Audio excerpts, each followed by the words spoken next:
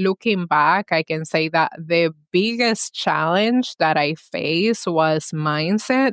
I learned along the way that it's very important as founders, business owners, just creators to realize like what are the stories that we're telling ourselves that are limiting the next step that we need to take. That was Nashira Arnó, founder of Nashira Arnó Studio. And this is Epicenter NYC. We connect our communities to news, information, and each other. I'm your host, Amber Castillo. In a world of mass-produced, trend-chasing accessories, it can be hard to find pieces that truly resonate. Pieces that honor both tradition and craftsmanship while minimizing environmental impact. Enter Dominican-born jewelry designer Nashira Arnó. Nashira's career began in the corporate fashion world, collaborating with industry giants like Macy's and Oscar de la Renta. But a pull towards jewelry design led her to start a side project in 2016. This soon evolved into a fully realized brand, drawing inspiration from her Caribbean heritage, her grandmother's seamstress background with Diane von Furstenberg, and her own travels. Now she partners with family-owned collectives worldwide, working with 90% recycled materials and championing age-old techniques in her stunning, story-driven pieces. Today, I sit down with Nashira to learn more about how she's redefining sustainable jewelry, one carefully crafted piece at a time. Before we jump in, a quick message from our team. Hi, I'm Mariana from the Epicenter NYC team with a quick health update. Flu, RSV, COVID, and stomach viruses are creating an epidemic, making public spaces, including schools, virus hotspots. Watch for norovirus symptoms like vomiting, RSV's sneezing and congestion, and the flu's high fevers and fatigue. Hydration, rest, and staying home when sick help keep families healthy. Protect your community. Wash your hands, clean surfaces, and keep up with vaccines. Need more info? Email hello@epicenter-nyc.com or text 917-818-2690. Now back to the show. Here's my conversation with Nashira. My name is Nashira Arnó. I am a Dominican jewelry designer, creative director, and founder behind e-commerce focused jewelry brand, Nashira Arnó Studio. Tell me about your business. Yeah, so Nashira Arnó Studio, as our slogan says, more meaningful than jewelry. It's a jewelry brand rooted in Caribbean heritage. And it's really a platform beyond our products and what we create. It's very driven in collaboration. So the core focus is to create artisan-made jewelry that feels modern and can compete in a commercially viable market. But through there's a lot of intention on the storytelling and the people that we collaborate, from the artisans that make our pieces to the creatives that I tapped into to create our campaigns and develop our experiences, etc. Yeah. How did you get into jewelry? It was an accident. That's a very good question. So my background is in fashion design. I always knew I wanted to be a fashion designer. It's that cliche story. And long story short, I had to pivot in my career because I was working for a startup in fashion design, and that bursted overnight, and a friend of a friend gave me an opportunity to work as an assistant for a jewelry company, and that was supposed to be more of a transitional role until I found a new job, and it really clicked for me. And when was that? This was in 2012. I remember my first day there without knowing anything about jewelry or the trade or the craft. It really clicked for me. And 3 years later, I was at the same company leading the design team and developing brands for mass retailers and their private labels. So I had like a very fast track introduction to the jewelry industry, but I still see myself as an outsider. And I really think that ignorance is bliss because my approach is differently. So I resolve problems and see even what jewelry is from a different point of view. And like I had the opportunity to work directly with the buyers of these mass market companies. Like we work with all the Macy's private labels and designers like Oscar de la Renta, etc. And it was great because I not only learned what jewelry and designing and making jewelry it's about, but I really learned the industry and the business. And I think eventually I just wanted to try it out and see what would Nashira design if I had, no guidelines. And I just wanted to explore. And I started noticing that the same reasons why it really clicked for me and I fell in love with it were getting lost in translation by the time the product that we design hit the stores. Because when you're working with jewelry, it's so much about the materials and the craft and the inspiration and the storytelling. But when you're working in like such a big and fast-paced industry, by the time the product hits the floor, it goes through so many iterations and so many teams and goes through marketing, and we're not internal teams. So the storytelling gets dissolved, and then it goes through sales and the pricing needs to be adjusted. So the quality and the crafts gets dissolved. So I think for me was an exploration of what would I design without guidelines, but I also wanted to solve a problem that I was seeing. It's like, is it possible to create something that is actually considered and intentional and sustainable and high quality, and that it's also commercially viable and accessible? So that's really been the driver for my brand. When did this exploration start and what did it look like? Yes. So it was around 2016 that I really started creating something. I had no end goal with it. I just wanted to see, and thankfully, through the job that I was doing, I was able to connect with a lot of artisans overseas. I also love traveling. So it became this thing of like, if I travel, then I would make sure to find who were the artisans in the area. I noticed that your artisans aren't just from, even though you're a proud Dominican, it's not just from the Dominican Republic. Can you speak a little bit about how you went about finding some of these artisans, a little more about them? Yes. Honestly, my artisans are the most precious things to me because they're really hard to find. It's not like you Google, this technique artisan in the middle of nowhere in Mexico. You just have to be there and find it or be connected. I think that craft is just so special. So finding these people not only made sense for me because then like I get to justify traveling and going everywhere I want to go, but also like it's really a different way to understand culture and even to try for excellence in like what we're doing commercially.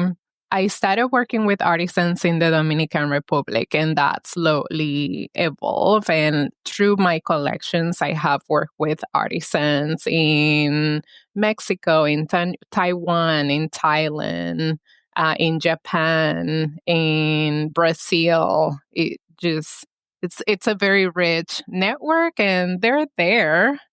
Yeah, definitely. And I know sustainability is also a big part of your brand. Could you speak a little bit about that and how you ensured, that sustainability was going to be front and center of the designs? Sustainability, it's such a delicate word. I don't think there's a perfect so resolution for sustainability, but it really comes to intention. And for me, it really starts with the product and the artisans, like understanding what their capabilities are and what their needs are too, and what they can do. We see a lot in the industry, and I had to do that when I was working in corporate, where designers would go on a trip for inspiration and takes set inspiration from artisans and then send it to the factories in China or the US. And then we're very much killing craft history. So for me, it really starts there, like giving like, I guess, like my version of sustainability. It's giving the spotlight to these artisans to highlight what they have actually been doing for centuries, and giving it a platform, and through there learning about, where the materials come from and why are we using these, and the intention that goes from designing until the end consumer. Like, how is my consumer actually gonna use my jewelry, and I'm giving them something of value. But there's so many considerations in between when it comes to sustainability. It's really the main problem that I am trying to solve, but it's an ongoing journey. You were taking us through the journey a bit of like when you started that exploration and, then started working with some of these artisans. Can you take us through kind of other phases of the business and when you finally like launched it as a business? Yes, absolutely. So I finally found the artisans that wanted to work with me. Keep in mind, I took these relationships from corporate. So these factories work with huge quantities and just a different level. So to convince these people to take to try and take a chance on me and just create something out of passion and fun and exploration was really the first step. And once that happened, it really started trickling down and taking life of its own. It was very, very organic. So I took me about maybe a year to put a collection together. And by this, I mean, finding my manufacturer, like sourcing my material sustainably, just aligning everything that was necessary, coming up with the funds. And once I had these pieces, was just like the next obvious step that was photographing them. And I am lucky to be around a lot of creative people. So that's where I also started tapping into my creative network to put a campaign together and tell the story from it. And once that happened, some people wanted to buy it. And by some people that met me, because at this point, only if you were in my sphere, you knew that I was working on this. So the next step was, okay, so if I'm going to sell it, I need packaging and needed a website. So I created my own website and I got a publication interested. So it was like, okay, then I need to figure out my pricing and my structure. And it really, that's how it became something. Once this was together and it was like out in the world where people were wearing the jewelry and influencers were wearing it. Oh, which was around when? This was around like 2016 through 2018.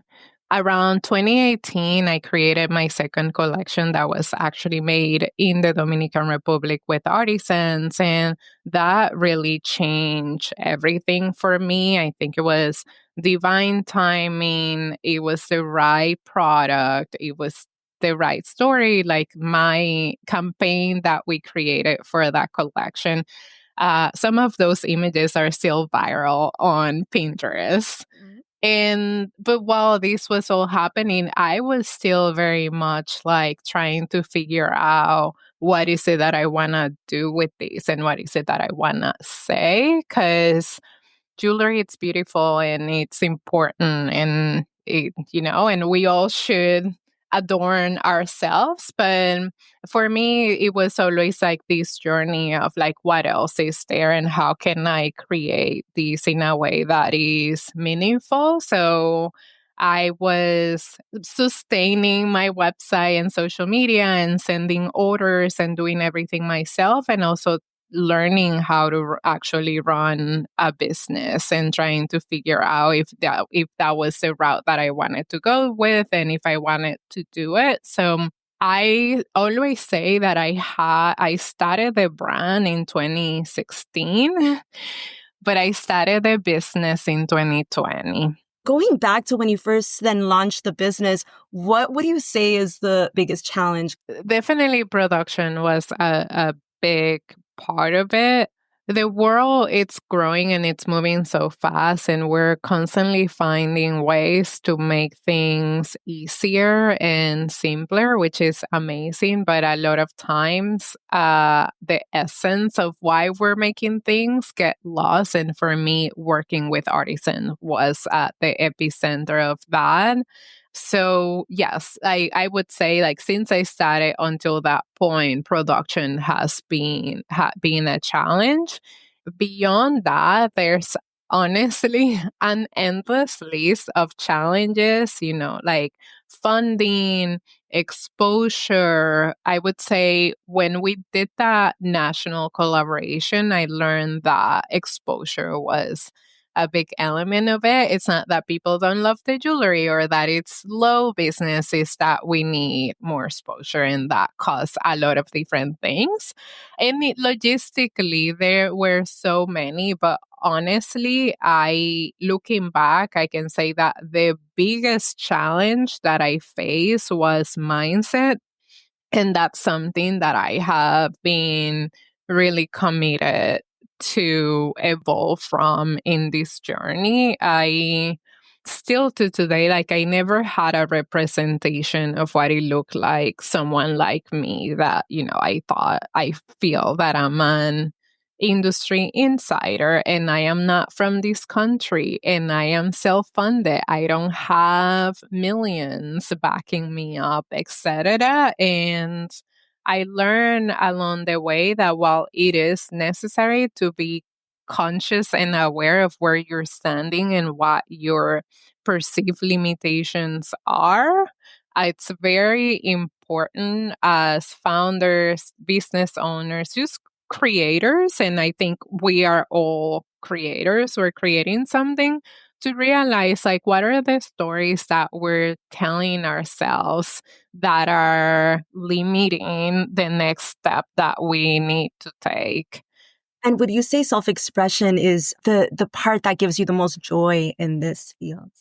Absolutely. It's paramount. I think having this as a route to express myself and my stories, and, everything has a background story in it, whether I share it or not, but also to see how it's a tool to invite other people to also explore what their expression is and their identity and who they are, and seeing people.